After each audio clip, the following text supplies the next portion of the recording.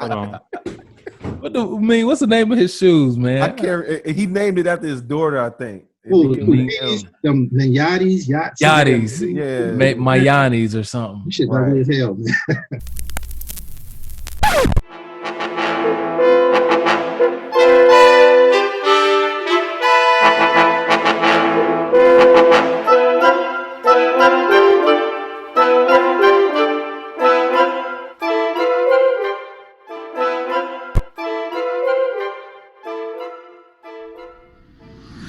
I do it. We on in 5, 4, 3, 2, 1. Yeah. Greetings, good people, human beings, black people, all people.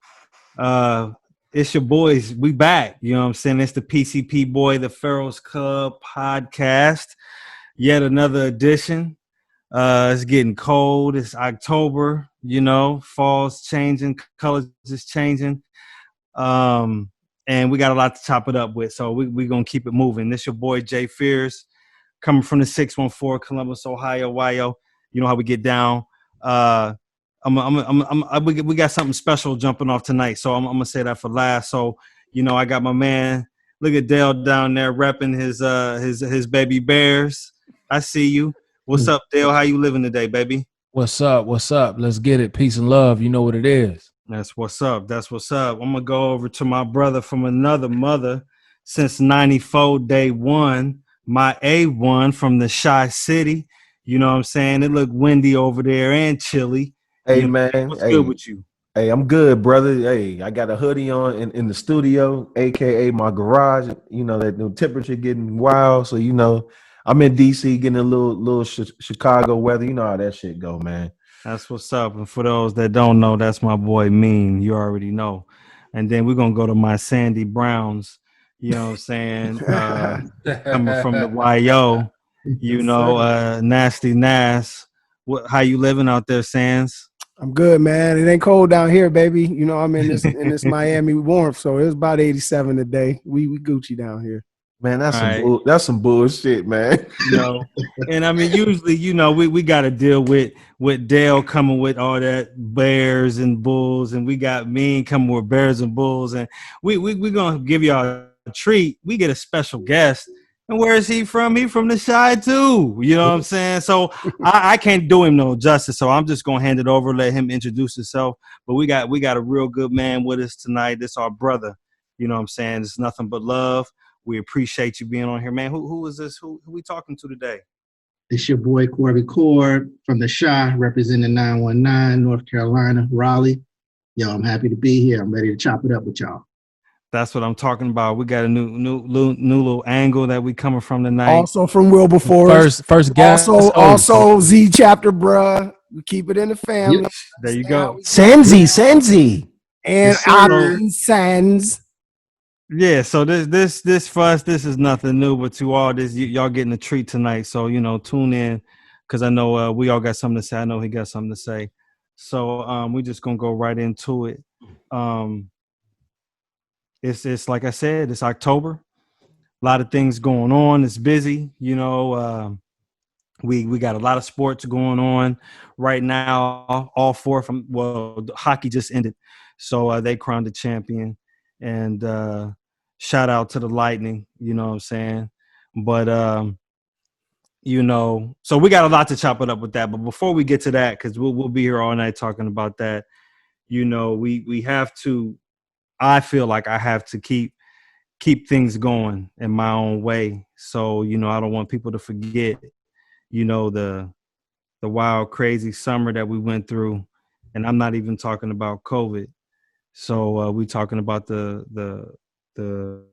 social injustice and the hate crimes and the just all of that under that umbrella of things that's going on. And I know even though it's happened about maybe a week or two now, the verdict for the lovely Miss Breonna Taylor came down, and you know. We took an L on this one, in my opinion. So I know it already happened, but, you know, we haven't chopped it up. And I know that was important to me, and I know it was important to you all. And what's your thoughts? I don't even know really what kind of question to come from, but I just want to give this some light real quick and go right into it. Ameen, what's on your mind? Man, the only thing I really want to focus on with the Breonna joint, man, is this Attorney General for Kentucky, man. Like, I mean, I didn't know anything about this guy, man, and the more I hear about this dude, man, it's like, man, I mean, I don't like calling people out their names, man, but he's on a piece of shit level, pretty much. You know what I'm saying? What you shaking your head for, Dale? Just what Mean said, man. Like, I wasn't paying much attention to him too. But I like watching the Republicans for entertainment purposes. And when I seen him give the verdict on the indictment, I was just like, hold up, this dude look familiar. He was speaking at the Republican National Convention. Sure was. and I was just like, huh? And you know what I'm saying? Like it just blew my mind, man. And it's such a shame, man. Like, yeah, it's just a shame because you talk all you know what I mean? Like I just feel like, man, you have an obligation to your people when you're in position like that, man. And he don't give a shit about that girl. He didn't. He tried to play like he did, and it was sad, man. He on the list. You right, man. I hate just looking at our brothers, man. Because I mean, he's at one point he was a brother, but I wouldn't say he's a brother now. But just finding out the background from this dude, man, like who his mentor was. If y'all didn't know, I mean, Mitch McConnell, he considers his mentor, and I mean, it was just a whole bunch of elements about this guy, man. And I mean, he's in a black intercollegiate fraternity like us. I don't want to put it out there, but he is. Yes. Yeah, he is. Is he? So yes, he Let you is. say it, dog, or type it in. He's a member of Phi Beta Sigma, and I mean, and that don't mean that we don't have the same type of members in our organization, or the other, the Kappas with the Qs. Right. But it's just disappointing that I'm just like, oh my God, like it was like a checklist of stuff that everybody, we have the handbook and we like, okay, he's a brother, and then he's like, no, like no, and then the Breonna thing just made it like a asteroid. Like, I mean, he pretty much just dropped the asteroid on their family, man. Like, not even giving that girl justice, and I mean. He's getting on, like, now he's trying to get press about it, which makes it worse. So, I mean, to answer your question, Jay, I mean, he's just a terrible human being, man. I mean, at the end of the day, he had power to do things right. He had power to hold people accountable, and he sucks. So, I mean, I'm just going to let it be known, man. I don't even want to say his name. I mean, so, yeah. I had a feeling of, like, it was just, like, empty. Like, kind of like numb, like it was just kind of like, oh, like this one didn't, the verdict wasn't like, once it came down, it was just like, oh, okay, everybody just packed their stuff up and left to a degree mentally. That's how I felt. And I think that's just because of, it came on the tail ends of so much, and people would just be so tired mentally. And you kind of already expected it. That was an expected result, though, right? I mean, after all of this time, did we think that that they were going to somehow come up with charges against the cops after all of those months? Again, he said a month ago that they didn't have anything conclusive. That was evidence right there. It was. I thought it was going to be a glimmer of hope. This is small. Yeah, me too. Like, conclusive though. What was conclusive was that 12 million. That was what was conclusive. Yeah. Good point, Corb. Once the family got that 12 million, you sort of knew, even though that's civil versus, the case that was tried or the grand jury, it was different. I knew. But I'll argue you this, Corb, that one could think that because she was awarded that 12 million, that just kind of confirm their guilt or them being guilty. So one Right. could They settled. argue like, well, damn, they got 12 million. They know that they was in the wrong, so something is about to come down. No, but And see, again, but civil- I kind of took it the other way, Dale. I felt like, because almost even when the family the mother had the press conference after the award came out, the 12 million came out, it was almost like she had said something to the effect, it's not a quote, but to the effect of, the fight has just begun. I pray and hope that true justice will still be served. Like almost like no, because the attorneys got to know at this point after all the months, after all of the discussion that's been had, and they had made it very clear that the 12 million was not an admission of guilt, that there was no guilt involved at all. They actually just are giving them the 12 million because there was a mistake somewhere in the process. And so I think for attorneys, they got to be like, look, they're going to give you this money. They're not going to be found guilty. They're not going to press charges against none of these guys after all of this time. So you might have to try to go after them civilly, in a civil case or something. That was my thought process when I heard. Right. But it's something has to be said that not only did that girl didn't get justice, but it's almost like we had to give them some type of punishment. And the punishment that we gave them was that it was reckless wanton endangerment for the neighbor next door. Right. The neighbor next door was white. Like, Now when we talked about it before, I'll hold my ground on that right now, that initially, based off of the information that came out, in my opinion, the two officers that went in my opinion, based off the information that was given initially, to me, I didn't think they had done anything wrong. If you are given because that information was bullshit. Well, now that's starting to just come out. That evidence was bullshit. That evidence is just coming out. We didn't know that at the time.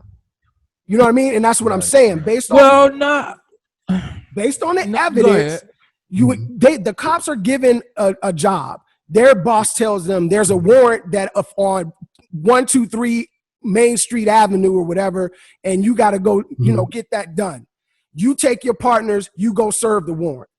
No matter what it is, the warrant was legal. The address was legal based off of the information that was initially stated. Those cops go knock on the door or not. Even if they didn't knock on the door, legally, they didn't have to because it was a no-knock warrant. So the two cops that go into the house, and then if an officer gets shot, if I'm a cop, I'm blasting back. I'm not asking no questions. Ain't going to be no other discussion. If my partner gets shot while we're walking through that door, I'm busting through the crib. And then whatever happens because I'm going home that night. So in my mind, but see, and that's, I'm just saying that it was a very legal thing for those two guys to do what they did if those were the facts. If that was the fact, yeah, you'd have a point. But part of the reason why my beef with the Attorney General is that he covered up a lot of shit. Like now it's starting to come out that he didn't present the option of manslaughter to the jurors, or he wasn't trying to put nothing against the police, it seems like. Then they left out the fact that the boyfriend, because they was at the wrong place. They was a no-knock warrant. The dude was a legal gun owner. He'd never been arrested. He let off a warning shot. Like all of those details, he left all of that stuff out. So all those details make the scenario completely different. It's a whole 180 after that. And so, he on the list. What's the warrant for? That's what I don't understand about this whole thing. How do you have a warrant for a home that has no known drug movement? It was the wrong address. It was supposed to be a warrant for a dope house. It was supposed to be a warrant for a dope house. It wasn't specific to the boyfriend. It was her ex-boyfriend. Her ex-boyfriend was the dude that was in the streets. So what they were trying to say is he had mail delivered at that house, so it was illegal stuff done at that house as well. But the Postmaster General, correct me if I'm wrong, for that area, or whoever over the mail in that area was like, there's been nothing delivered to this place. And even they confirmed it.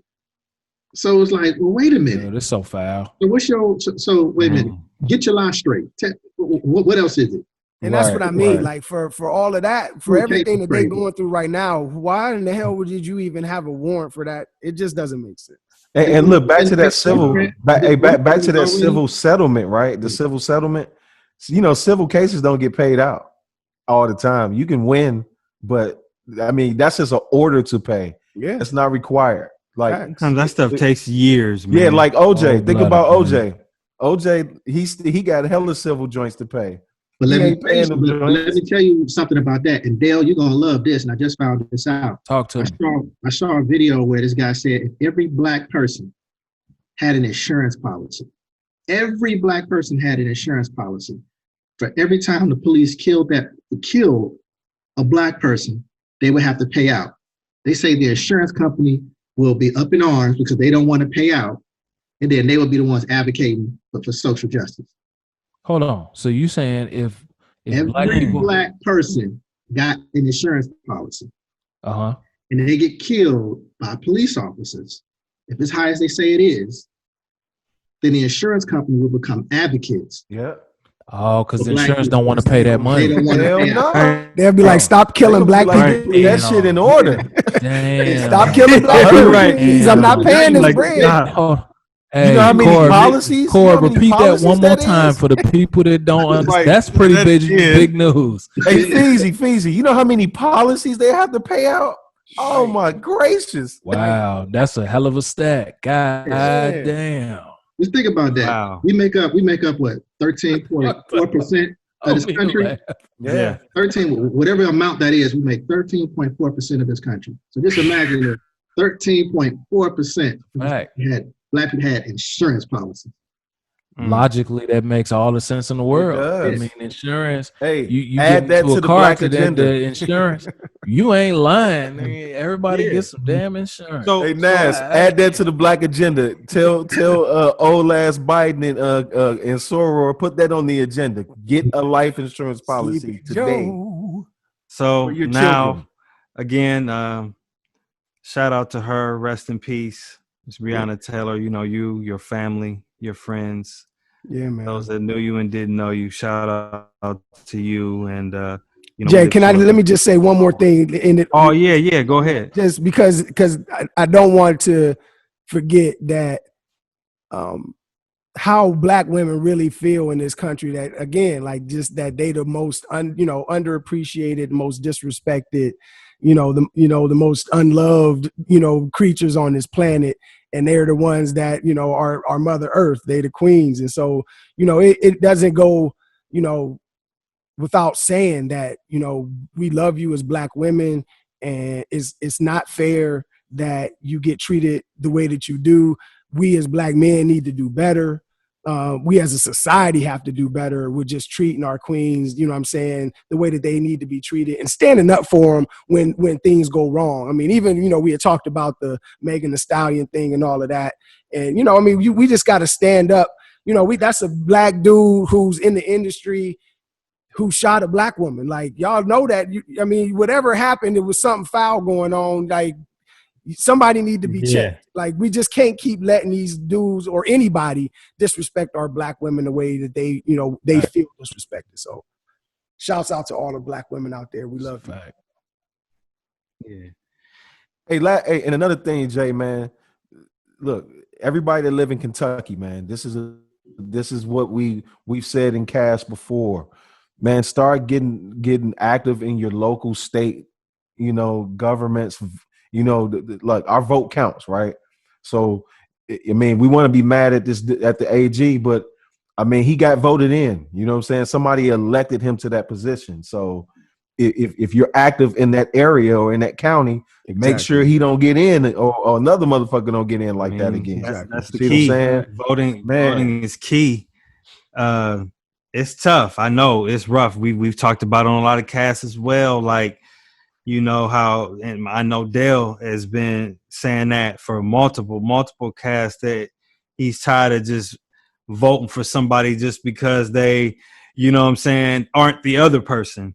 Right. That is, you know, and I think that's starting to set in. I know with me, it's set in a lot more, and I think about that too. And I'm kind of salty, you know. I mean, I am, you know, this election is gonna be weird for me because it just, you know, what the options. It's like going to you know what I'm saying, to a dinner and you hungry, and they don't have nothing you eat. You know what I mean? Me and you starving. You just got off of work and they got pepperoni pizza. You're gonna be like, damn.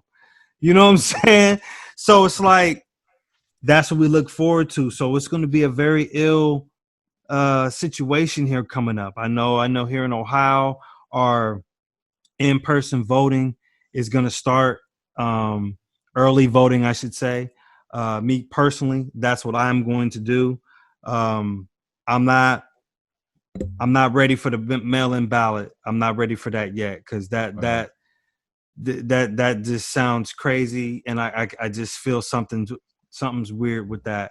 Is anybody mailing in their vote? So that, I'm glad you asked. So I'm going in person early. I'm not going to go. I'm gonna go. Actually, I'm going this week. It starts the 6th here in Ohio. Okay. I'm going this week, and I'm going to vote in person. So it's funny you asked, man. Like, I got my ballot last week. Me and my wife, we have already filled our ballot out, but we will not be putting that shit in the mail. We have drop box, election box locations that are secure, locked in the District of Columbia.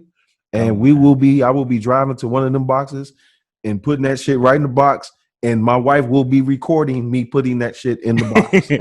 Fuck that. You gotta go to that extreme, man. I'm serious. My mom two ballots going in the box. Listen, Fuck that. my mom is here staying with me. And so she got her ballot last week. And so other day she was like, "You on your way outside?" She's like, "Here, drop this off in the mailbox."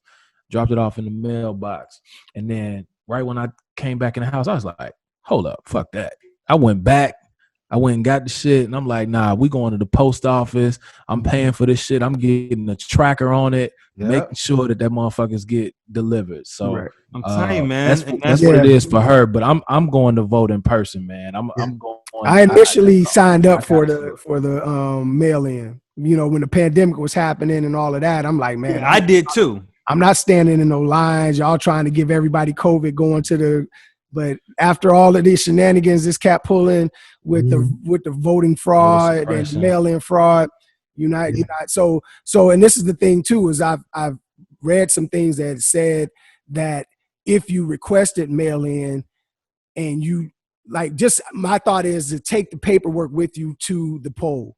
If you requested a mail-in, take that mail-in to the polls, because I remember hearing someone say that if you requested a mail-in but then went to the polls, that they could actually act like your vote didn't count, because you could double vote. You can mail it in and go to the poll. So but you add your paperwork to the poll if you requested a mail-in, if you're going to do a in-person voting. Take your paper. So I got a question for y'all. So y'all don't have official drop boxes? I haven't heard anything about no drop boxes. Yes. I mean, here, all of our posts, like especially the main post office, only the main one has this like big, like silver, like bin. It's a lockbox where you can drop that in, but it's only at the main post office. And the only reason I say that, and I'll take a picture of it tomorrow when I show y'all the election boxes that we have in the district.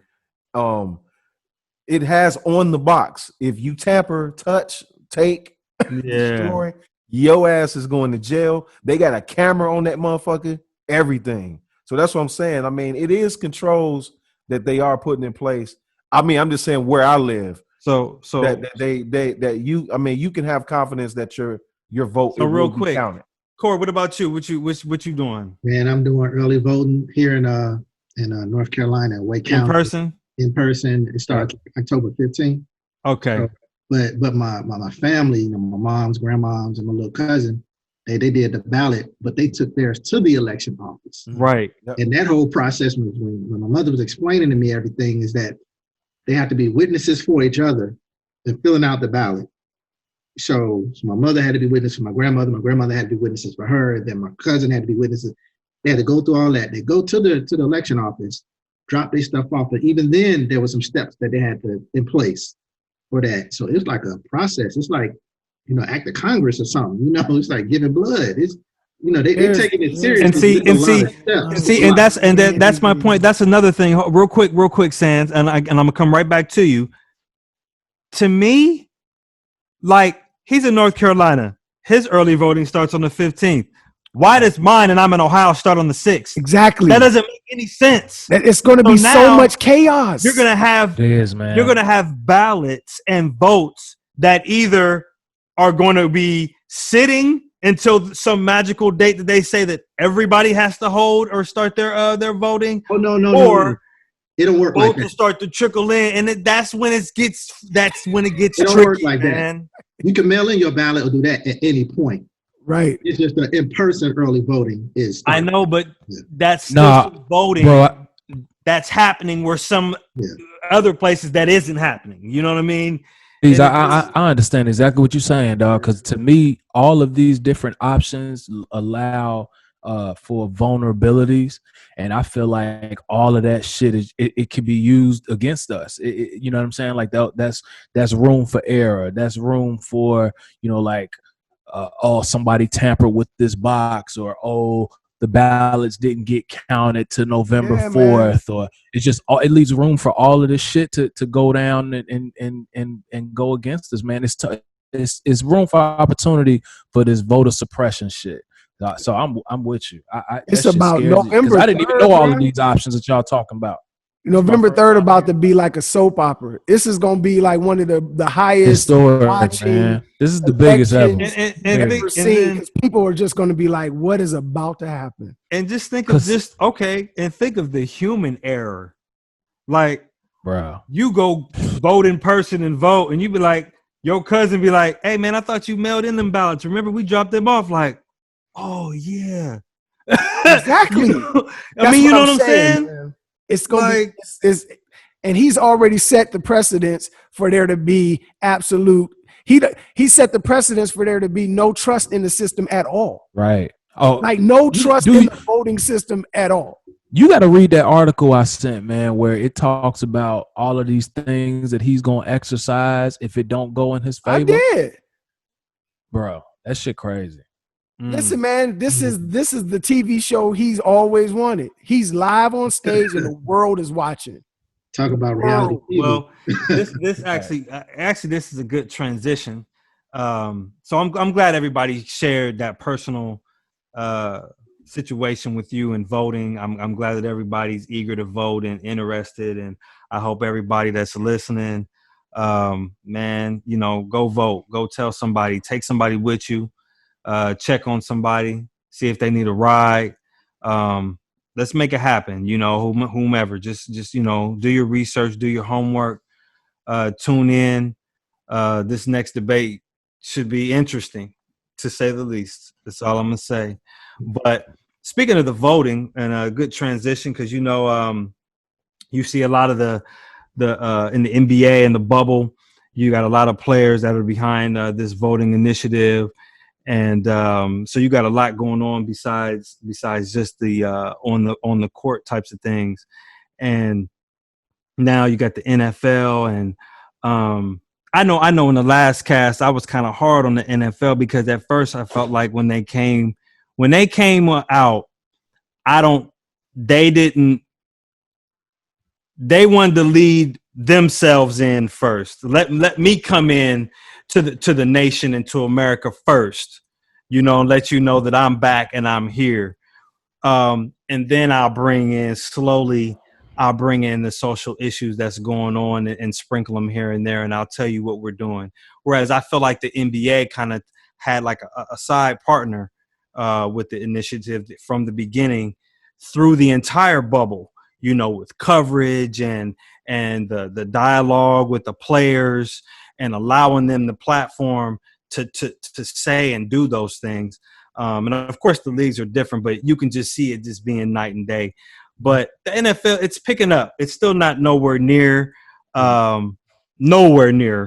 how the NBA is, but we all know what that is. But I'm afraid that what's going to happen in the NFL is going to take over because that's going to be the dominant sport. And because they don't have that like partnership, strong bond like the NBA does with its players, this whole initiative will start to die out and just be kind of a back page news, until unfortunately until something else happens, So I just wanted to get your thoughts about how the sports have taken on this like now where they're forced to kind of have to have coverage or say something, but it's not coming off as genuine in a lot of cases. And I just wanted to hear what y'all had to say about that. Hey man, I want to pick on one particular owner, and I put some up on the group the other day, man. I mean, I don't know how people are Cowboy fans and cheer for the Cowboys, but I'm gonna tell you something. This guy, which I think he's the number one or number two owner of all the owners in the NFL that calls the shots, that's directly in the ear of Roger Goodell and all these other owners. Jerry Jones, man. I'm telling you, bro. Like, it's funny you brought this up, Jay, because I've been looking at his quarterback, right? Because the big thing about equality and giving respect to our race, right? He has a black quarterback on his team that's been trying to get his money for his performance for the last, year and a half, 2? His running back, right? Fellow Ohio State alum. He one of the best running backs in the league. And it's funny how this particular owner, when all this Black Lives Matter stuff popped off and, he was so silent, and he's been silent to me from the beginning about the whole matter. He hasn't been as vocal, but when it comes down to paying his players and giving them their respect financially, I mean, he treats them like slaves. Like if I'm Dak Prescott, I'm gonna be honest, man. I would boycott playing for the Cowboys. I'm gonna be 100%. But that's not realistic because he got a contract to fulfill. He's already signed I think he signed his franchise tender, whatever the hell the case may be. But I'm gonna be honest, man. Yeah. His quarterback play been phenomenal. Like Tony would have been paid. Oh, of course. Other quarterbacks would have been paid. And the thing is that Zeke had to pull that shit on his ass last year. So I'm just using him as an example to make your bigger point, Jay. Like, when you have one of the dumb dadas of the league, you know what I'm saying, that could be that bridge, right?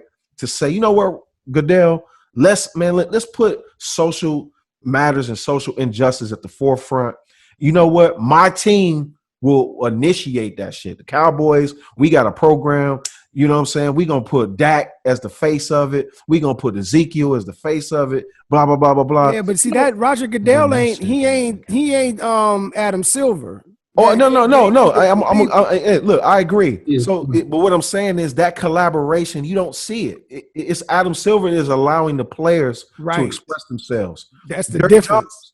He cracking the whip. Goodell but why does it seem though that the NBA owners are more willing? They're good old white boys too. Man, I believe. What's the difference? I believe. No, that's not true because Mark Cuban did something the other day that bust my head with the Delonte West joint. Like, I don't know if y'all heard. Yeah, he went and picked up Delonte West out the street, bro. But Mark Cuban is a different dude. Cuban is a different guy.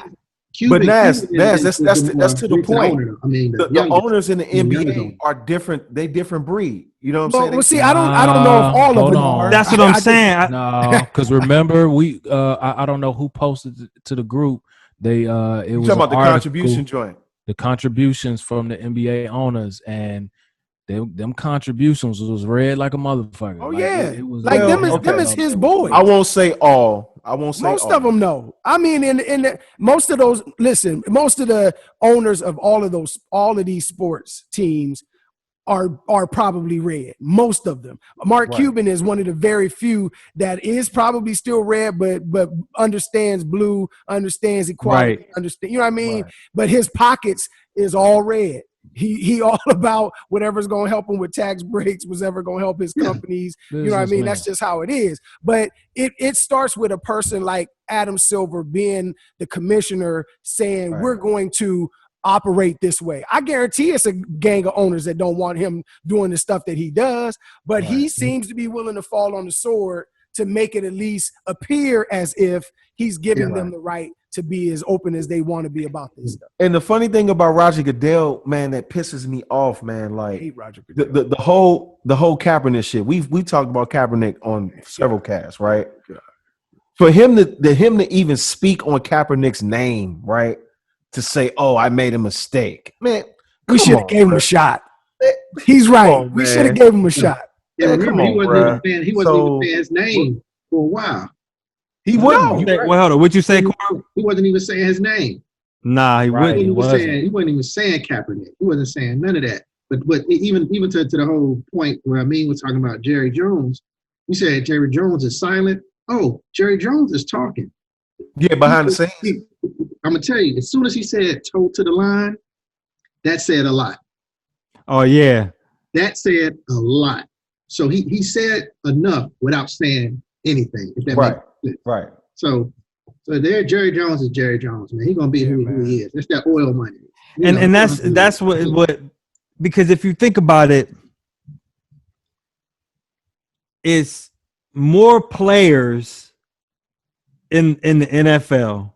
Yeah. Which means there's more blacks or people of color. Yeah. But them dudes get silenced in the league, dog. Most of them. Like, does the NFL have a LeBron? I was about to say they don't have a LeBron. Do they have a LeBron? Do they have a Chris Paul? But to their credit, their union. To their credit, it's difficult, one, because most of these dudes are unknown. Unless you a superstar, unless you Patrick Mahomes, unless you know what I mean, unless you a star running back, star quarterback, they don't know your name, your face. They don't even know that's what I'm saying. But I guarantee you that there is some people that have been outspoken, but you get silenced in the NFL. That's what I'm saying. Like, you get financially silenced too, because remember, their contract's not guaranteed. They get guaranteed bonuses, but they don't get that LeBron in the NBA. Yeah, you're right. So does anybody understand like the dynamic of the NBA and NFL commissioners, like their structure? Because I know with the NFL, like Goodell is really just like a representative for all of the NFL owners. Is it the same way for the NBA? Like, is Silver just like a representative of all of the owners? It's similar. But he leans. If it was political, he would lean more liberal. If that makes any sense. Why though? I mean, because I get what Jay is saying. He understands it is a players' league. He understands. Okay. He actually understands. I think he's just a special dude. Like even the commissioner before, Commissioner Stern, he was kind of well respected, he was progressive, but a little bit more. I think he was a little bit more stringent, a little bit more. You know what I mean? He was moderate. Allen Iverson came in the league, and the Braves. Yeah, he was. He really wasn't feeling that kind of vibe. Yeah, he was trying to tone. Right. That's when the dress code started coming out, and because he was trying to tamper all of that. He was trying to make the NBA a very comfortable name for households. You know what I mean? But it almost seems like behind that though too, why he did that. Because when Stern took over the league, the type of league that it was, when he took over, it was what they called the thug league at that time. And he cleaned all of that up. And he was thinking, no, we ain't going back that route. So I understand why he was that way. But it almost seems like as an NBA commissioner, you can have a mind of your own. You can have your own identity, whereas the NFL, you kind of are just like the puppet for the NFL owners. Yeah. Yep. Yeah, that's strange. I'm not sure. You're right. I'm not sure why it's that way. And that's so weird to me. Yeah. What's the revenue? And it's crazy because you want Yeah. you want Follow to the say money. that, Corbin said, "Follow the money." yeah, but No, that's what. seriously, what's the But if difference everybody on the NBA? if everybody in the NBA is, basically Republican, you would think that they would be treating it like like similar to the NFL. I want to give some figures real quick. Steve Ballmer, owner of the Clippers, he's donated a total of $7.9 million, and $7.9 million has gone to the Democrats. The Magic owner, $4 million to the Republicans. Dan Gilbert, $2 million, Republicans. $1 million, James Dolan, that's the Knicks. So they, it's off the charts, man. Like they And giving that's big just what money. they reporting. Remember That's the just what's being CPAC and all reported. that. You don't even have to report who giving you that. Oh yeah, Right yeah. off. Right. Straight Easy up. tax write-off.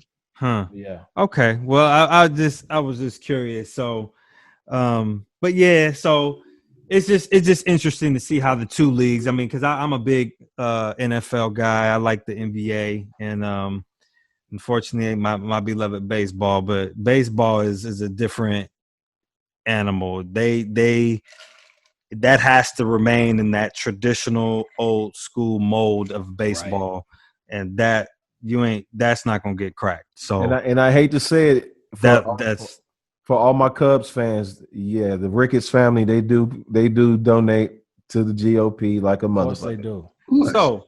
One thing I wanted to talk about. So I know in both leagues, specifically NFL, NBA, you got a couple different rules and rule changes and things. Do you think that the play, anything from the bubble in the NBA's case or the way the NFL is doing theirs now will carry over to once things, I mean, I hate to say sound cliche, but back, get to the new normal way, like maybe next season or a couple seasons from now?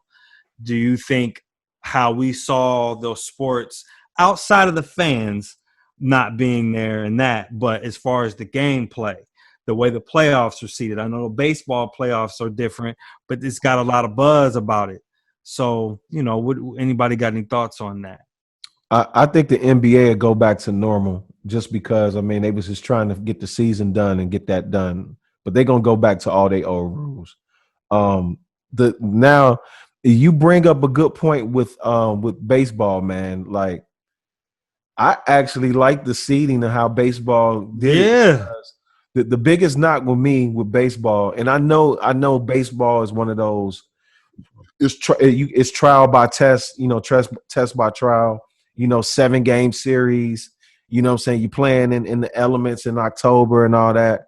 But having the best of 3, best of 5, I mean, I like that shit.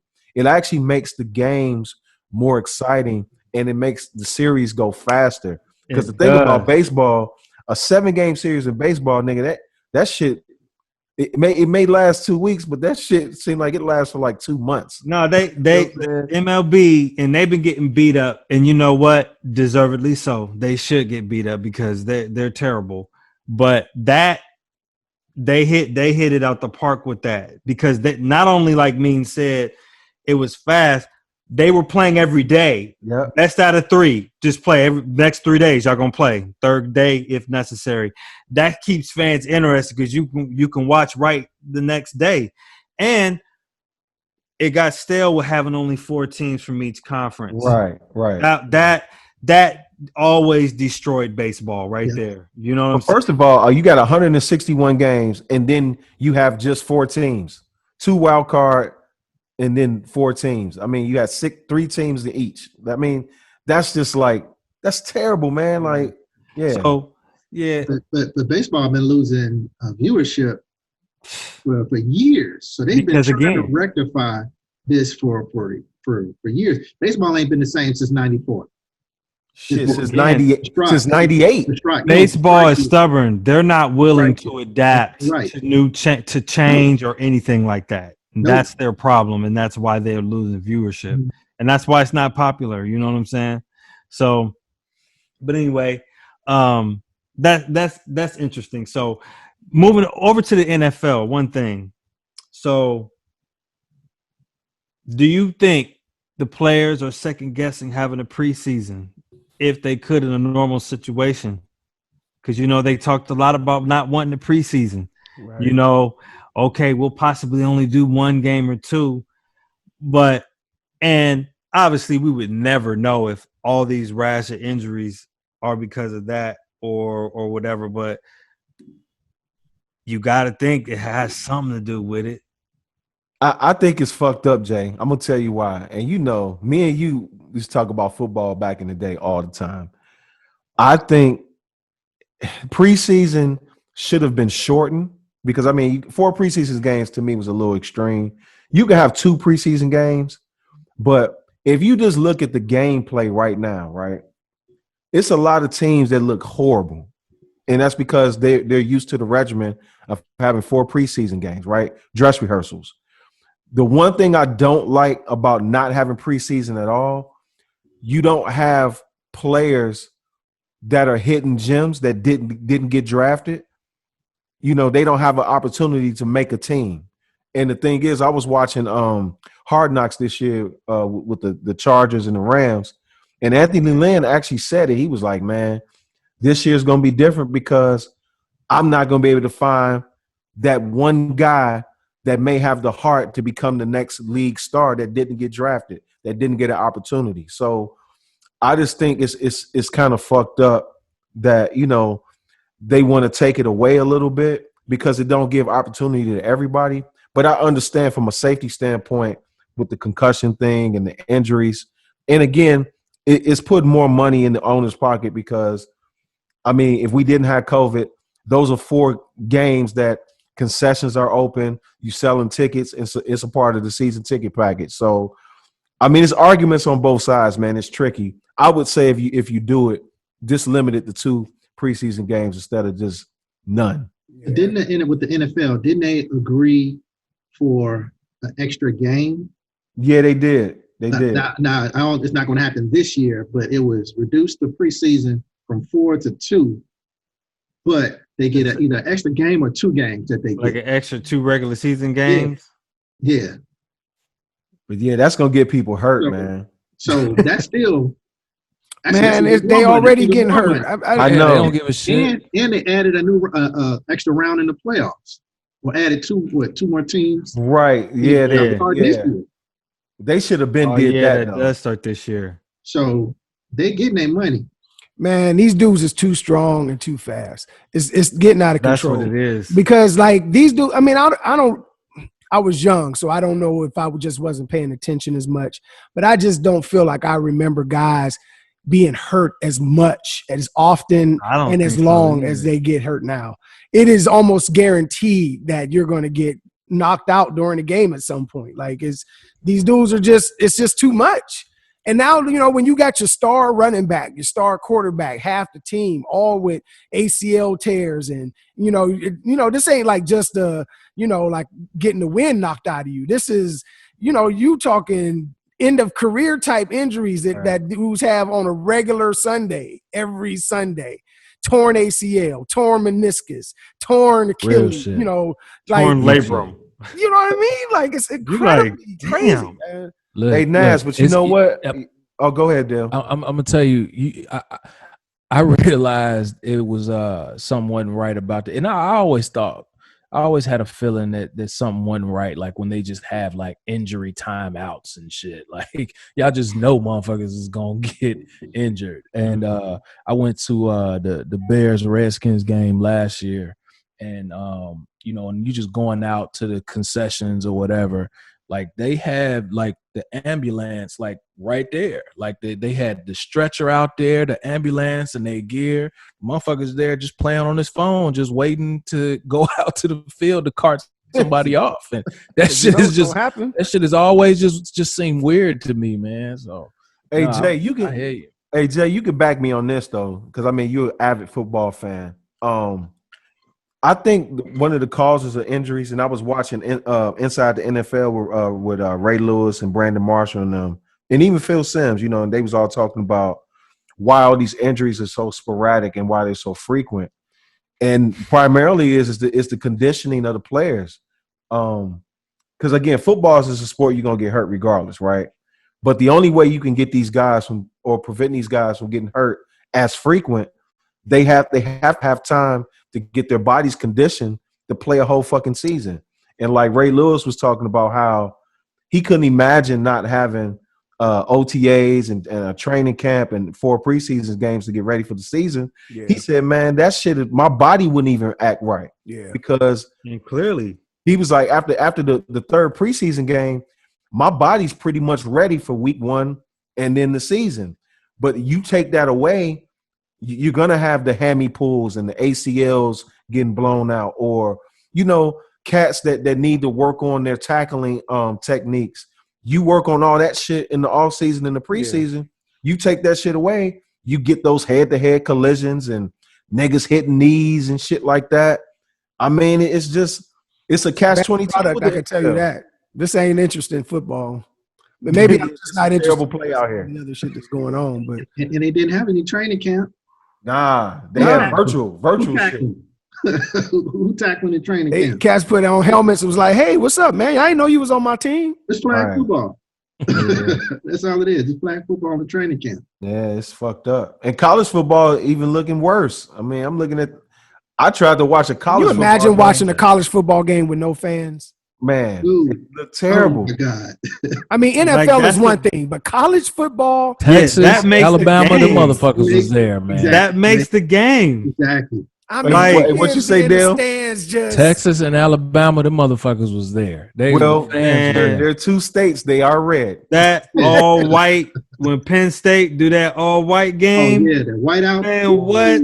Man, it'd be whack teams that just be cranking on a home game because it's that college. Yep, them Wyoming versus Utah right games, and they be lit. Yo, me and my boy went to a NC State football game. I think NC State was playing like Boston College. He had never went to a college game before, and he just walked in. It was just so electric, in there. The fans, all he could say was, "Look at all this money."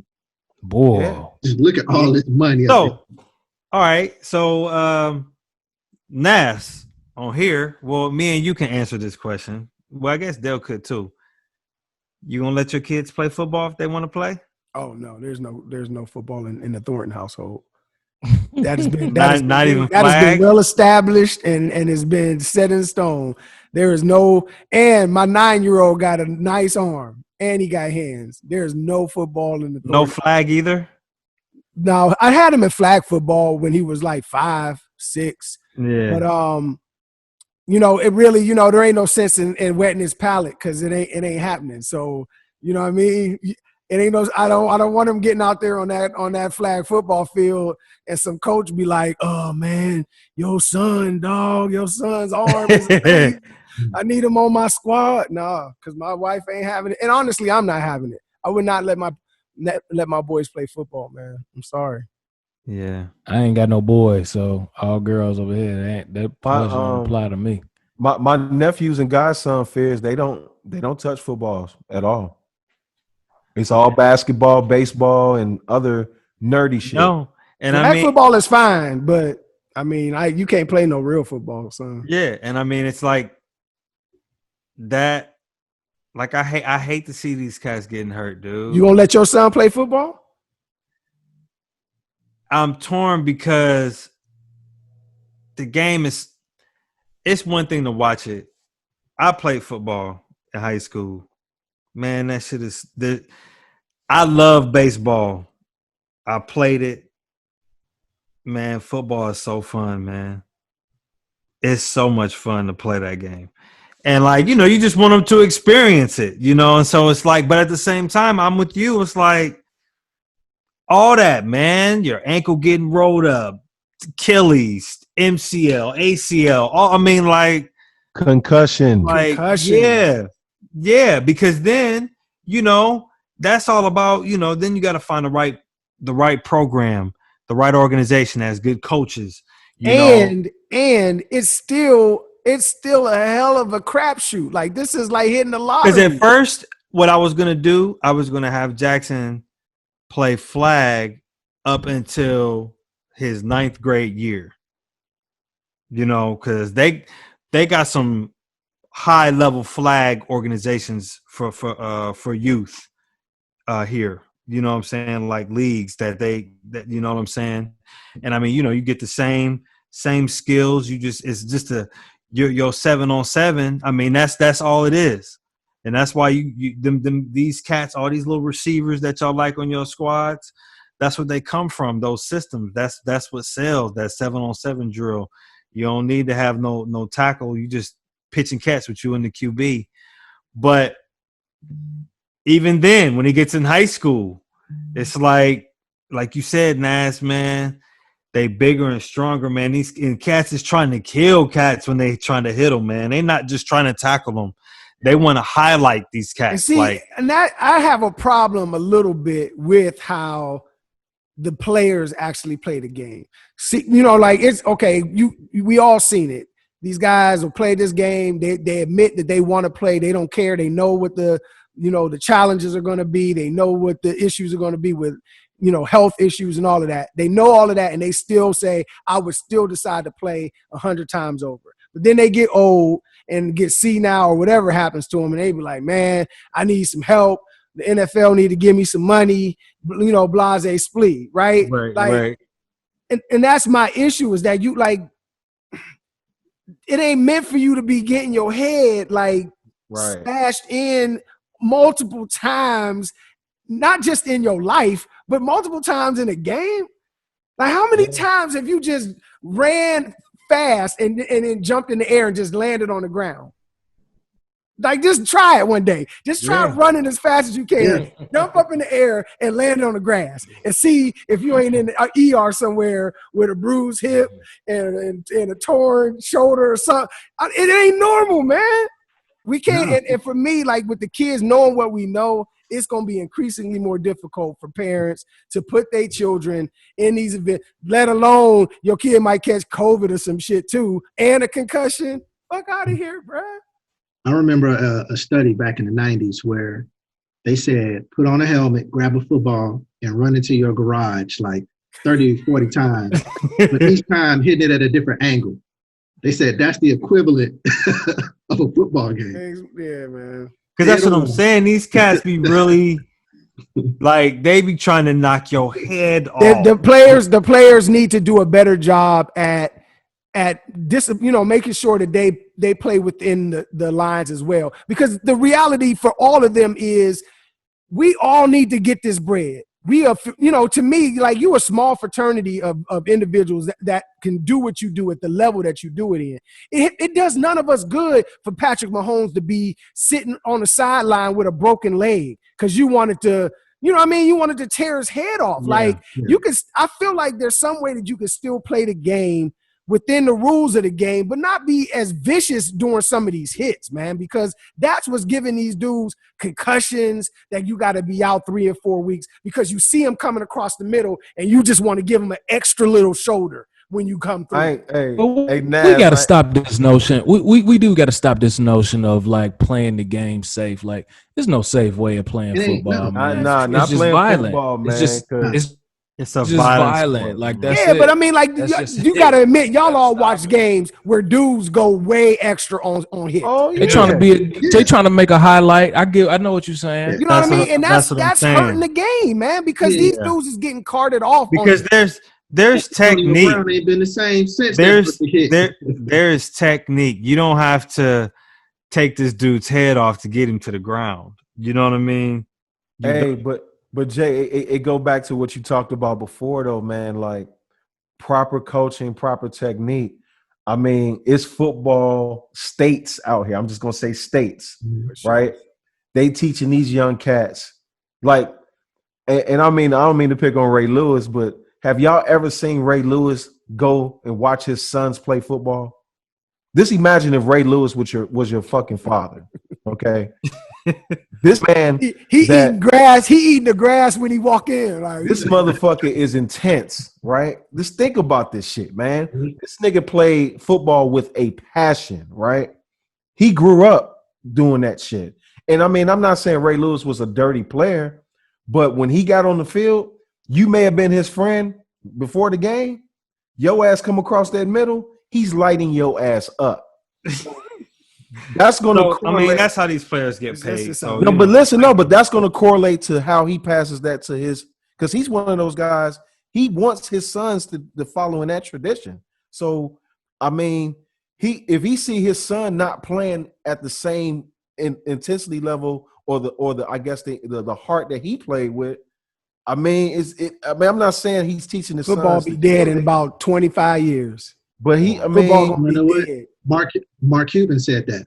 Football gonna be dead in about 25 years. Because Yeah, I'm telling you what's gonna happen. Parents gonna stop putting their kids in this Pop Warner shit. Yep. That's the science of it. They said flag is gonna take over. That's why I said. That's why I said that. But hey, that'll be a new professional league. But ain't nobody paying to watch flag football. They will. Yeah, they will. Flag football is real popular. That generation that's an itch would gravitate to that because you will have a lot of kids that are athletic and got skills to play football, but they like I don't want to get hurt. You know what I mean?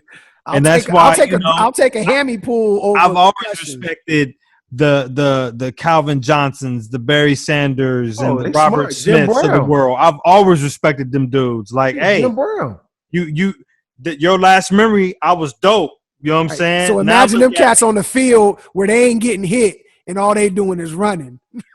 Yeah. And I mean, and I just like I said, I love football. It's a good game, man. But I hate to see these young cats, man, getting hurt out there like that. Also, on top of the fact that your contract ain't even guaranteed. Yeah, that's what we were saying before. It's just like you ain't getting that bread. Damn. Hey, Fees, I got a question, man. I don't want to sidetrack your go ahead. your topic. Since we got the special guest host on here, I wanted to get y'all's feedback or y'all's thoughts real quick. And since we're talking cultural shifts in sports, wanted to get y'all thoughts real quick on Deion going to Jackson State. Yep. Oh, that's a fantastic move. I love it. Yeah, I love it. Thank you for bringing that up, Dale. I appreciate you, brother. Fantastic move. Deion is now. I mean, Deion is Nick Saban's worst nightmare now, because now all that two-stepping that motherfucking Nick Saban be doing in motherfucking living rooms and shit, Deion ain't got to do that. You know what I'm saying? Deion coming two-stepping? No, he don't. Have you ever seen Nick Saban recruit? No. Bro, he does it all. I'm gonna be honest. I disagree. He ain't gonna be Saban's nightmare. You know why? Oh, he ain't gonna be there. What you He's mean? Not gonna stay there that long. You going with that Bomani Jones statement that he made? Okay. Where he going? Look, FSU. What's gonna be the next step? Yeah. Oh no, but they said he already. No, they said he already tried to coach at Florida State and it never worked out. That's why he went to Jackson that's at State. Florida State. They think this is a stepping stone. Let him have a couple of good seasons. Let him, like you said, let him beat Nick Saban. Right. You know what I'm saying? That's I just hope. So he's gonna be. He's at what's the name of the school again? Jackson State. Yeah. So now, we'll say, let's just say, Central Michigan calls him. You ain't gonna leave Jackson State to go to Central Michigan? You in the MAC? I would be disappointed if he did that though, because I think that's what I mean. I even think Lowe even made that point when we was doing one of the texts that we were having. Is like that this is what they do. This is just this. Yeah. Don't look at him. Good job. And look at the kind of player. Look at the kind of player Deion was himself. That ain't gonna be him to stay there. Yeah.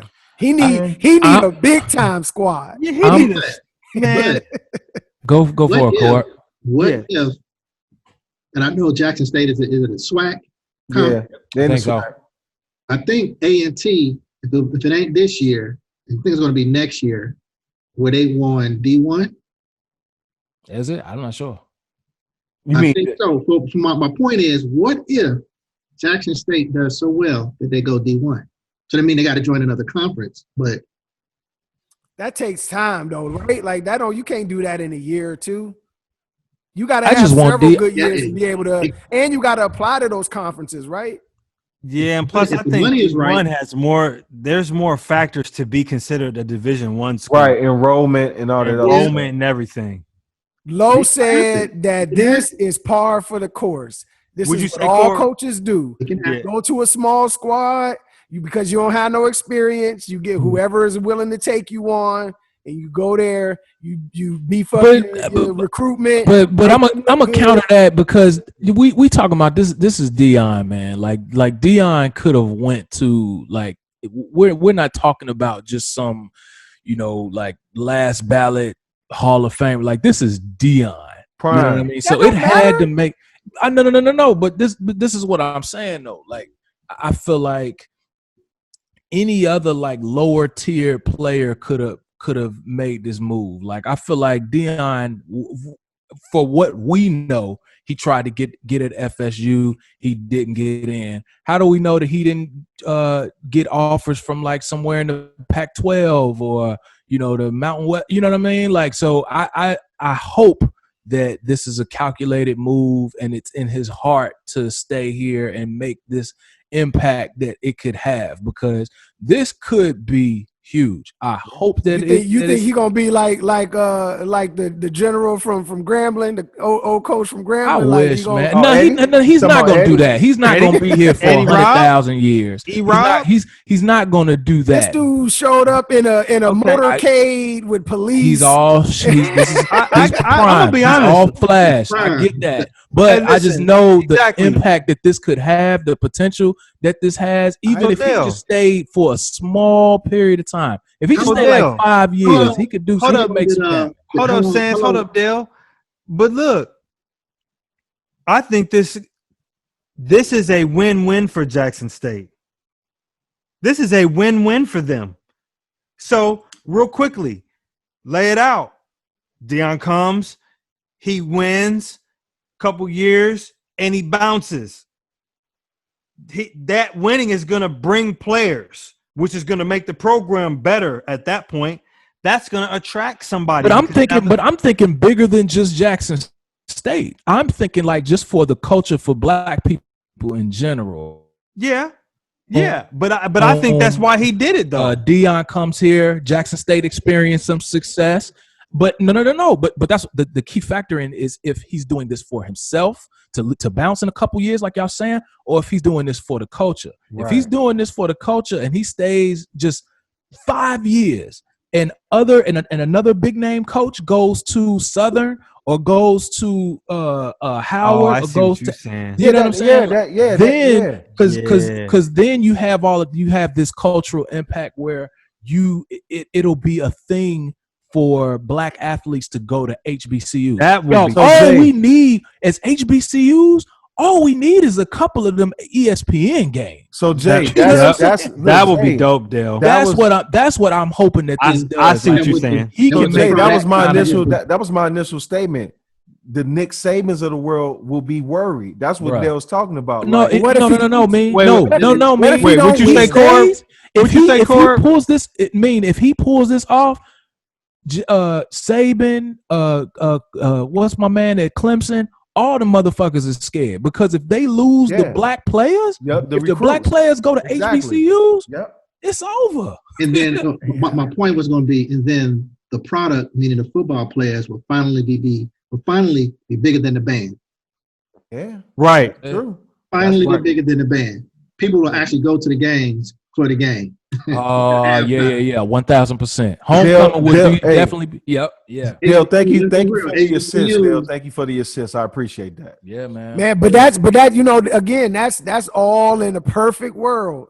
But we because we are talking about Dion. But what happens if Dion go 1 and 12 the first season, next season he 2 and 5. You know what I mean? Like once that flair don't equate to wins, then what happens?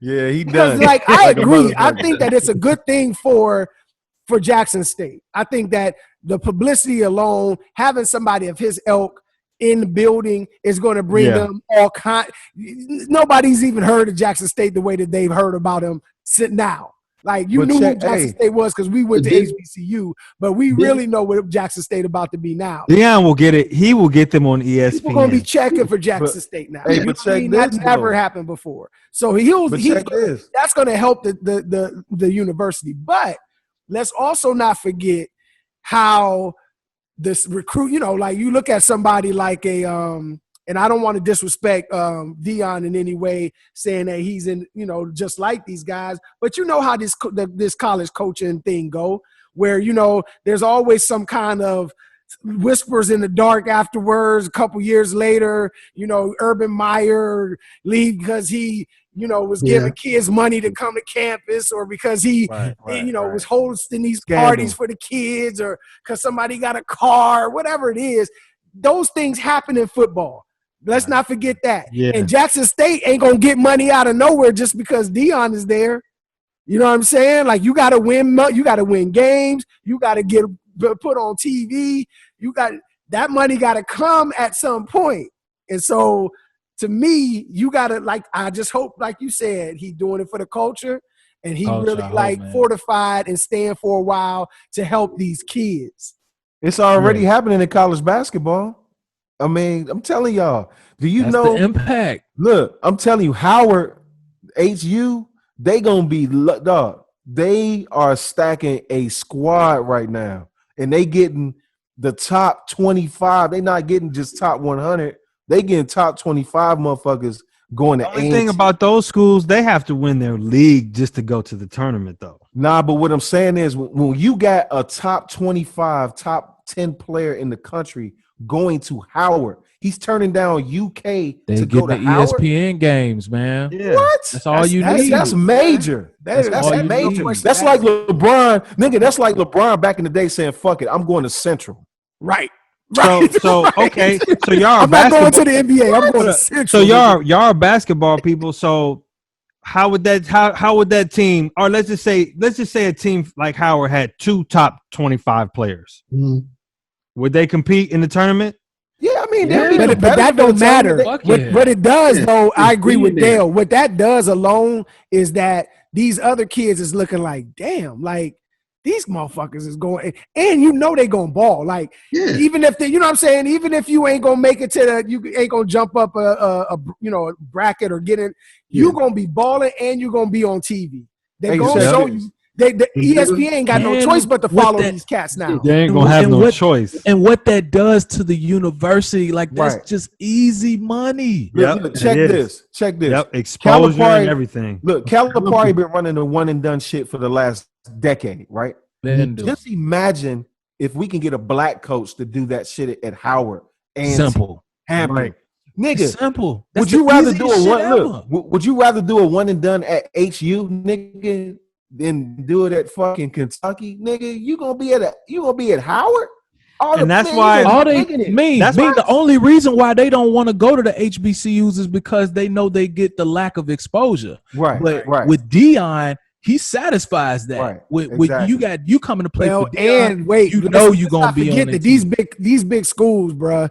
Like, it don't always come out because they got that money, but they giving these kids money. Oh yeah, these Alabamas and Nick Saban is landing on it, on these campuses, these high school campuses on helicopters down here in Florida, man. Bro, I told you, they giving these kids bread.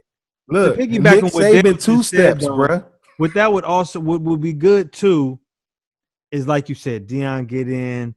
I mean, you know what? Even if he doesn't have a successful first season, because I mean, after all, he ain't never been a coach before, so you can't expect. I mean, come on, he's not going to come out winning the league. The first few seasons, he needs if he stay for 5, then maybe we can. Now, say if some of these other black coaches that can't get jobs in the NFL be like, you know what? I'm saying, I'm about to go get a job at Mississippi Valley State, and I'm gonna see you, Dion. I'm gonna see you, Dion. And then another coach go like, man, bet I'm going to whatever, you know what I'm saying? Bethune-Cookman, what you talking about? Because now the games are nationally televised. And behind the scenes, you got quality coaching. Right. So the play is going to get better, which is also going to recruit kids, other black kids, you know what I'm saying? And all of that will be surrounded. How many HBCU games right now is nationally televised? It's just your classics, right? The Grambling versus Southern. Yeah, every now and then you'll catch you a game on Saturday morning. Right. You'll see. The problem is, man, a lot of these HBCUs can't pay. Ocho. What you Yeah, say, they, Sam? they playing them on the Ocho. What you Let them on the Ocho. a lot of these the issue with the HBCUs is that these schools can't pay coaches, coaching staffs, Right. and get these kids money, which they're gonna have to do because that's what the big schools do. Yep. That's where the rubber meet the road. You Yeah. think Alabama is making $1 billion off of football for no reason? But they taking L's. Hey, check this Are though. you serious? Did y'all see the latest report on all the major universities? They taking L's this year because ain't no fans, Ain't no selling out. Man, they taking Hey, man, many L. These dudes are making billions a year off of the backs of these dudes and ain't paying them nothing but college tuition. They still got man. that TV money. They still got that TV money. That's TV what's deals. Man, I'm gonna take it to the next level, man. If we do see some success with this culture shift and the blacks, the HBCUs get nationally televised. HBCUs, come on, we gotta have our accounting and our affairs in order. Let's not fuck up this money. That's not. Right. Yeah, don't come on, man. Don't take the money, man. Don't take the money, man. And speaking of which, Yeah, you already know. Speaking of which, my man, Mean, I had mine on the other day. Mean got his support, man. Support your HBCUs out there. And shout out to Wilberforce University. Yes, big time. Wilberforce, Ohio. Big shout out. Xenia, Ohio, fool. And I wanted to quickly, since we're talking about Wilberforce and PCP has some things. We had some things back in March that we had brewing. But I ain't gonna let no cat out the bag because who knows what the future may hold. But I know one thing, what's coming up, the PHARAOHS Club podcast. We've been at it about a year now. And we got a lot of things lined up for you guys. We just need you to stay with us. You can always find your local PCP guy. We all over the map. We in Florida, we in DC, we in North Carolina, we in Maryland, we in Cali, we in Cincy. So anytime you need a fix of that PCP, that PHARAOHS Club, it'll get you right. It'll get you there. You can find us anywhere. You know what I'm saying? We on YouTube, Spotify, anywhere you can find your local podcast, your favorite podcast, you can find the PHARAOHS Club podcast there as well. Check us out on IG as well at the PHARAOHS Club Pod. You can find information about the members, what's going on, what we chop it up about. If you have any questions or comments, feel free to stop there. Corb, what's on your mind, man? We just kind of freestyling now. We thank you for being on here tonight. Appreciate it. And you a brother. Where we come from. We come from the same home. So we love you, man. I appreciate you stepping on here and just chopping up with us one Sunday night. Hey, man, don't be modest, Corb. Don't be modest. You just won an award too, brother. Go ahead, spit that.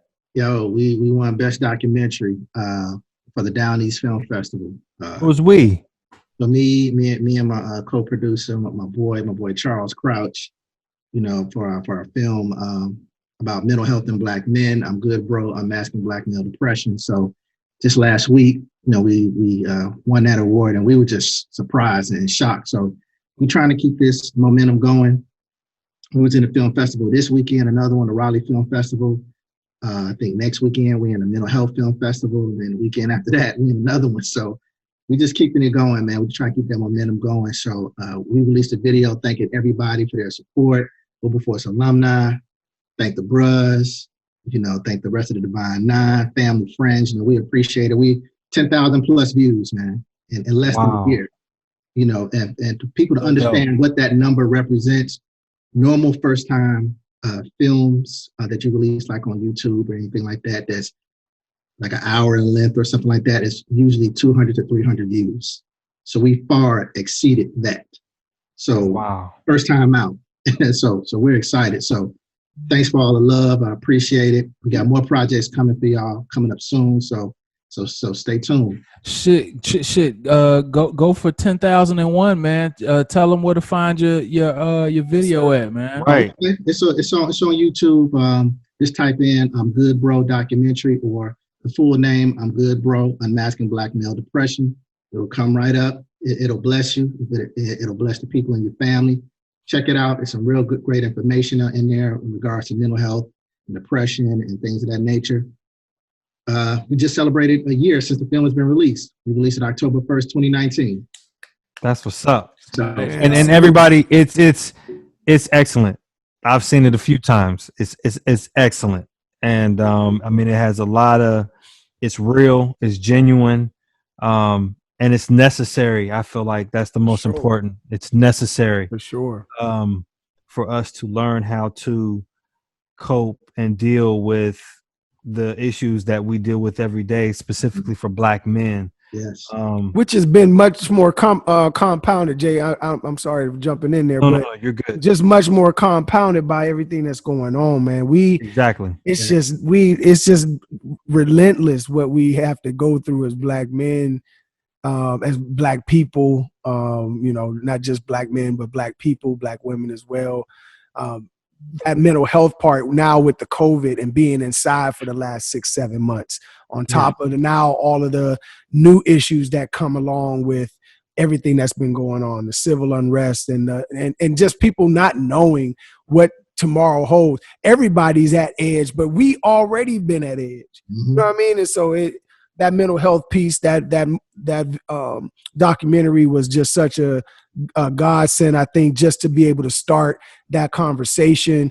I think it's, now become a little bit more popular to talk about, but like it's not been often that you get a black men who are the ones who start that process and that seed of being open and honest about mental health and how it affects you. I know that I, was depressed during this COVID, for sure. Yeah. There was, a month or two where I was definitely depressed and I could feel it and knew it, and was just, I was open to you guys about it, just feeling like I was in this rabbit hole, falling down every day, the same day. I didn't know what day it was sometimes.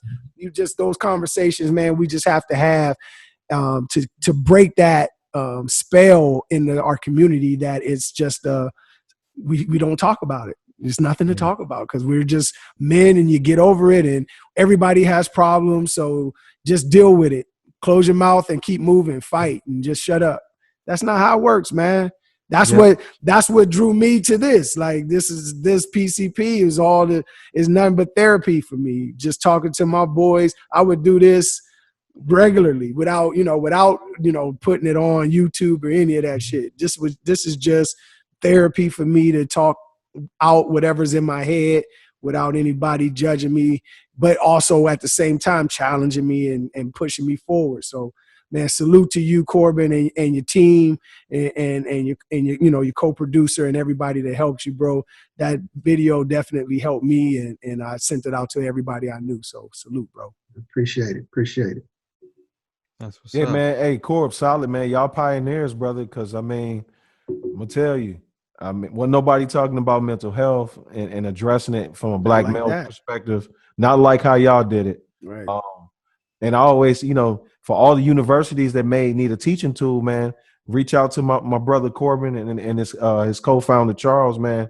I mean, you can set up something virtually. I wish we could do the in-person shows like the one you did here in DC, which was fantastic, man. I mean, that panel discussion y'all had was like one of the most, I guess, well-structured panel discussions I've ever been to talking about mental health. I mean, y'all had some of the industry leaders in the area, in the region, the shit in the world, experts about mental health and just the male psyche and everything, man. So I learned a lot from it as well, Sans. That was dope. Roses. You already know. Yeah, appreciate it. Dale came to the one we had in Virginia. Was it? Can't remember where in Virginia, but it's one of our first ones. Ross Center or something. Ross Center, yeah. The DMV been showing us so much love, man. They keep asking when we're coming back. So hopefully when all this get settled with this COVID and everything, we'll be back on the road. But until then, we're just working on the next project, man. Lastly, man, I want to shout out to G and Lo. You know what I'm saying? What's up, fellas? How y'all doing? You know what I mean? Much love to you. But yeah, I mean, we're gonna get out of here. We're gonna stop wasting y'all's time. We just wanted y'all to. Hey, wait, Jay. Wait a minute, Jay. You ain't got no stack. You don't have no stack up for us, man. Let's have a little fun. Oh yeah, little fun, little stack up. Let's go, man. You can't just piece this out without a little. I actually want to be a part of the stack up. What'd you say, Dale? Man, you was gonna do Corbin wrong, baby. I just came from out the mountains. I got a couple stories, but offline for y'all, man. It's just crazy. What was the stack up again? I got the stack up with the Kobe joint. So okay, that's right. So for anybody that don't know, so I can't remember who the person was, but y'all know how people be auctioning off like storages and shit. You know what I'm saying? You pay some money, whatever you find in the storage is yours. Somebody bought a storage and it had a bunch of Kobe memorabilia in it, like a bunch of his like all-star game pass, warm-up jerseys, shoes, memorabilia. I think it had like his high school stuff in there. It even had like some of his tax information in there. It had some real personal shit. So anyhow, long story short, I think Vanessa got in touch with the person that bought it, and now Vanessa has it. So my toss-up question is to you: if you were in that position, knowing Vanessa just wants to just hold on as many memories she has to her husband, if you was in a fucked up situation, and God, first of all, rest in peace, Kobe, man, rest in peace, Yes, all day. Kobe, you started this whole tsunami of 2020. Yes, I'm did, so brother. sick with you right now. Yes, you did. It's just strictly hypothetical. How you handling this situation? You down on your luck? How you handling this? Hey, Dale. Let me add to that. Yeah. If you would give it back? What is your price? What's the price? You got to get there first because ain't nobody even say if they would give it. So I'm saying I'm gonna go first because you ain't giving it back just to give it back. I would want to be respectful. I would, but you would hope that you would want to be respectful. I can't assure myself that she's gonna just be like, oh, here. So what I would do, I would just ask her like, hey, here, here's your stuff. Would you mind? Can I have that? And then I'm gonna go sell it. That'd be so awkward. But I mean, awkward. I feel like so you would just pick a pair of shoes that you wanted and just go sell a pair of shoes out of the whole thing. Yeah, give me a few, not just 8 pair. I mean, I'm gonna grab me some stuff. Like I'm giving you a whole storage. I want all of it, bro. I need all of it, not some of it. Now I need a number then. So what's your number? And so you said it's like memorabilia, the whole like storage. He got tax returns in there. He got shoes. He got jerseys. He probably got nothing. I'm fucked up. She wants the memories. I'll be like, give me $2 million. Here we go. Oh my God. Here we go. There's always a price. Ooh, you going to hell, dog. There's always a price. $2 million? Yes, that's what the $1 million man said. Everybody's got a price. Everybody's got a price. That ain't nothing. Dog, man. So she mourning, dog. You asking for some. I'm gonna wait.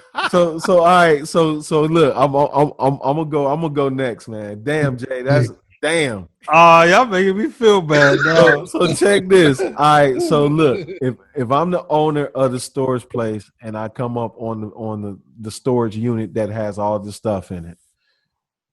Okay, so out of the kindness of my heart, I would probably give it back to her, but it wouldn't be a price.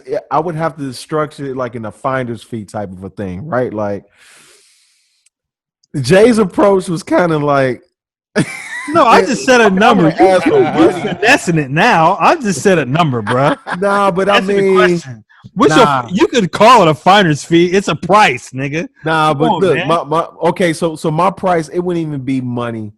I would just I would be like, hey man, like, can I get in all the Lakers games for him? Well, then what's the difference in what I said? No, because I mean the shoes is I could keep. It's a keepsake. It's like something I could keep. I personally wouldn't sell it, but I would ask for at least like a jersey or some sneaks that he actually wore, something like that. And I mean, if she shot me down, I mean, I would be salty. I'd be like, damn, I could have been an asshole. But now let's take into account, like, you had to pay money for this storage unit. This wasn't free. Like, this is an auction. So, you didn't know it was Kobe stuff in it, but you paid something for this storage. I'm gonna tell you that much. But look, let me tell you something. No. But Nas, I'm not gonna be that guy that everybody gonna try to kill. They gonna be like, man, who the fuck is that? You know, Twitter will wear your ass out these days. Niggas be at my house. Niggas from LA be flying. So you wouldn't you wouldn't take no money. Nah, because dog. No, listen. You taking money. So let me just lay it down like this. So she's going to offer you something for it all. Okay, yeah, that's what I said. What is your number? She's going to say, I don't expect you to give me all of this stuff.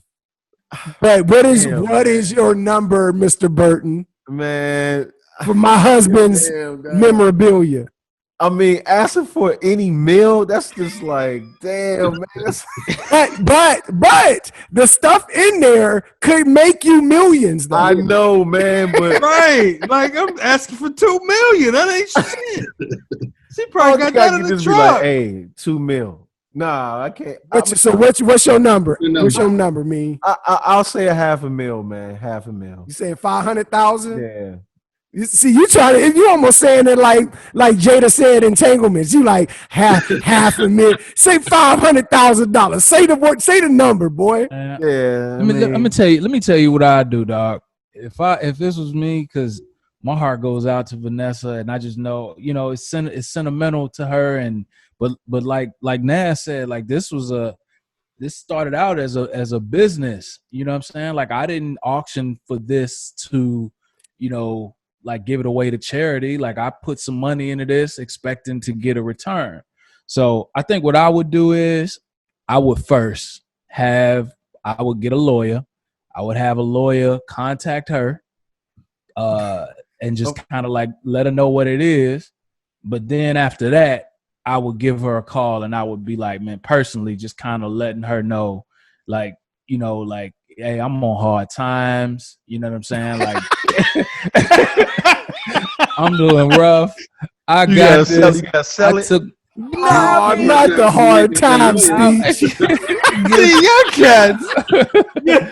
This nigga gonna go straight to the motherfucker. You gotta give it some balance, man. Like, come on, yo. He going to the American Idol when they go to the person's home and show their mama in a wheelchair. He like, I'm living rough out here, bro. I have a heart to heart, man. Corey, what about you, bro? I'm gonna tell you, Jay getting hold on. Let's finish. Jay getting hunted down, man. We got Corbin Nash to go still. Yo, so wait, real quick. $2 million, 500,000, and Dale. I gotta break it down. Story. What you gonna give her? I gotta find. I'm trying to find out how much everything is worth. What's the fucking number? Whatever it's worth, I'm giving. I'm 25% off. Nah, man, you stupid. He going to her. He like, look, I know how much is in there. I'm just letting you know. I'll give it for you to 25% off. So that 25%, what's the number, Nick? What you think the number is? 25. I was thinking roughly what you was saying. What you was thinking about 500 racks. Okay. All right, Corp. Man, I would give it back. But knowing how Shaq is, when he hears this story, I know he'll pay me. So you give it to Shaq? No. I give Vanessa everything that's in the storage. Okay. But once the story gets public, right. knowing how Shaq is, how generous he is, okay, I know I get something. Yeah, I didn't okay. even think about that. That's right. I know I get something. Shaq, Magic, all the motherfuckers. They like, man, did you hear the story of the guy who gave all the Kobe shit back for free? Right. Right. Oh, that's Got my smart. own That's Magic genius. Johnson Theater here in North That is Carolina. a Get good something. They'll give me something. Corb, I would do kind of like you I'm a did. bad guy. I'm like, Corb, man, I need would that do too. kind of No. like you Yeah, do, Faze, you Corb. spoke too soon, dog. Hey. You the motherfucking creep right Yeah, now. he out here. Niggas gonna be tearing your IG up, nigga. They, yo, shit. But I would give it back to her. I would only do this after Nah, it's too late. It's too late. It's too late. Creep squad over here won't too Nah, million for man. this Shout shit. out to the Bryants, man, all day. Yeah, man. God bless. Nas, what's the price, baby? All right, so Oh, this is what yeah. I'm doing. I'm gonna be straight up with you. I'm going through the whole shit. I'm getting a pair of shoes or a jersey. I'm taking that out. That's on the side. Oh, this was You ain't telling her? You just gonna take it? 1997. No, I'm not telling her shit. 1990. She don't even know what's in it, my nigga. So Obviously, she had no idea, or she So- would have been there bidding on it her goddamn So self. so then I'm gonna throw a curveball to your story. So then a week later, the lawyer calls. After seeing the items, my client starts to recollect she was building a mirage in one of their rooms in the house, but there's a jersey missing. No, That- listen. This is the Bye. deal. You can try to throw that monkey wrench all you want. Don't be mad at me because I'm answering this shit gangster. This shit is when you do that, you gotta pay your money, and it's whatever is in there is yours. Yeah. You ain't got to give nothing to nobody. You're right. So Storage when and again, she doesn't know what's in there. It's obvious she doesn't know that she would have bought it, right? If she knew that it was there. She Right. has no idea he even has this place or what's in it. So when I go through that, which is mine now, I'm gonna pick me out. 1996.